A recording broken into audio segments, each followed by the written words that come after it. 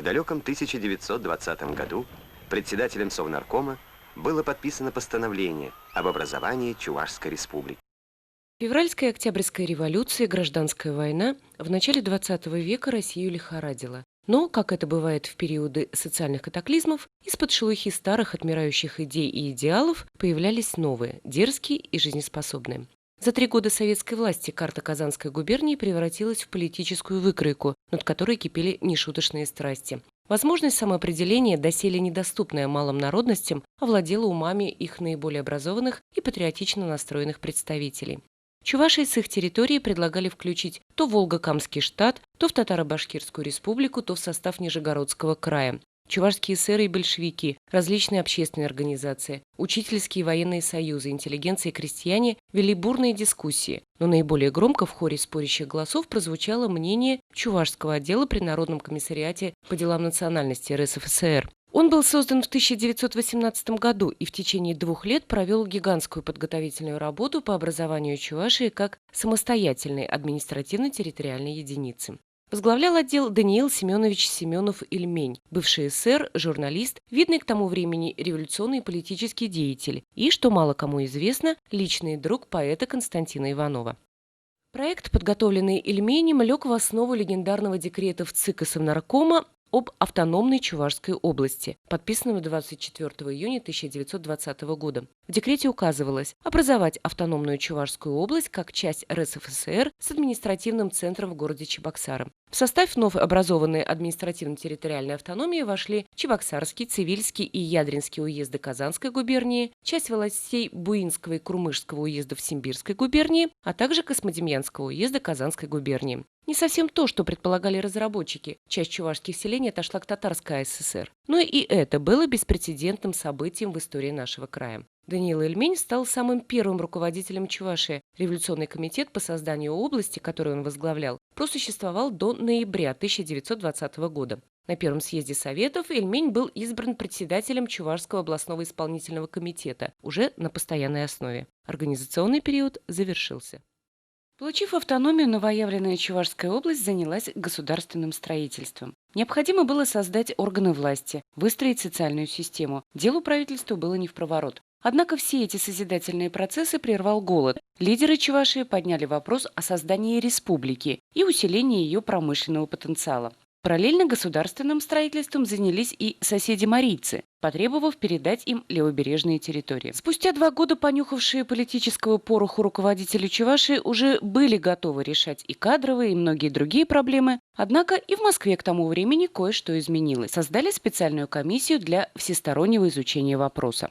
Всевозможные консультации, переговоры, переписка, анкетирование и тому подобное тянулись 2 года и закончились скандалом. Однако поднаторевшие в аппаратных интригах руководители Чувашии не сдались. Встретившись с целым рядом партийных и советских деятелей, они добились таки положительного решения вопроса. Чувашскую область преобразовали в автономную республику с присоединением Алатырского уезда как наиболее развитой к тому времени промышленной зоны. Как писали в учебниках, это дало определенный стимул к дальнейшему развитию.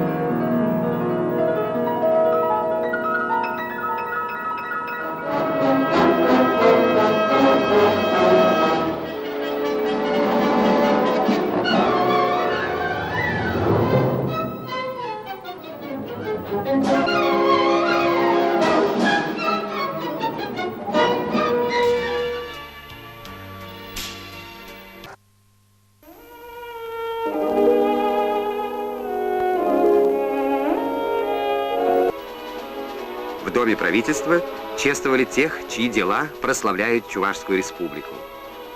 Государственная премия присуждена группе представителей завода «Промтрактор». В республике происходят заметные позитивные изменения в промышленности.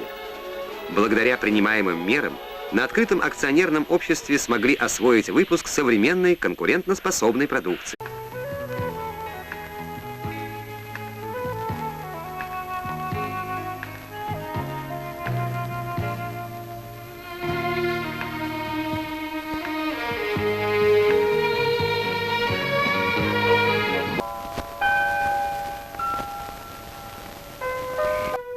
Патриарх этим почтительным словом назвал чувашский народ Ивана Яковлева, своего просветителя, человека, стоявшего у колыбели чувашской национальной культуры. С болью в душе видит он нищету, отсталость, суеверие, поголовную неграмотность народа. Еще учась в гимназии, он решается на смелый шаг – создать чувашскую школу. Симбирская чувашская школа становится центральной, педагогической.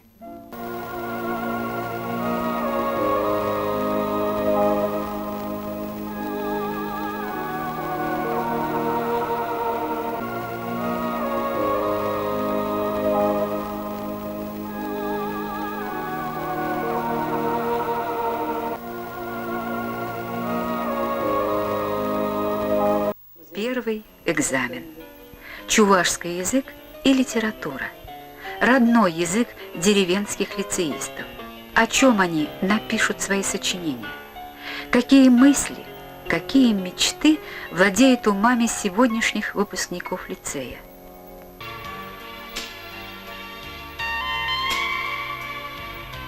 В новое тысячелетие Чувашский университет входит с благородной миссией – сделать Чувашию одним из самых образованных, духовно богатых, нравственно чистых субъектов Российской Федерации.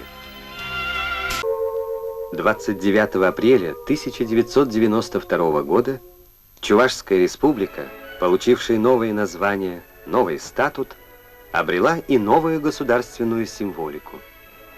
Сессия Верховного Совета утвердила в качестве государственных герб и флаг. Накануне новогоднего праздника Чувашия избрала своего первого президента. Русским, татарам, мордве, мари, удмуртам, башкирам и остальным следует гордиться и дорожить этой дружбой, ведь извечно наши народы не знают расприй и живут единой семьей.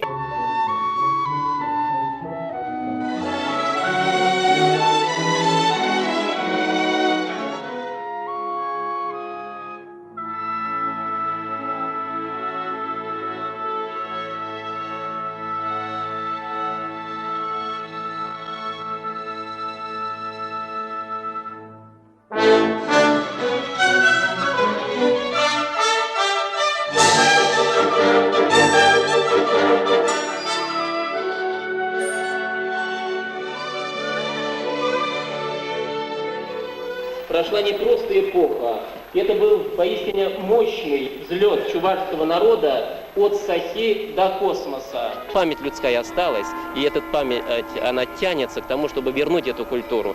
Как показывает опыт, люди, приезжающие сюда из России, из стран СНГ и дальнего зарубежья, удивляются. Никак не ждали, что где-то здесь, в неизвестном месте, такой красивый город может быть. Так что приезжайте, смотрите, не пожалеете точно, но удивитесь, и это тоже гарантирую, потому что мы строим не просто по-новому, мы строим с душой и с любовью, помня всю историю прошлую.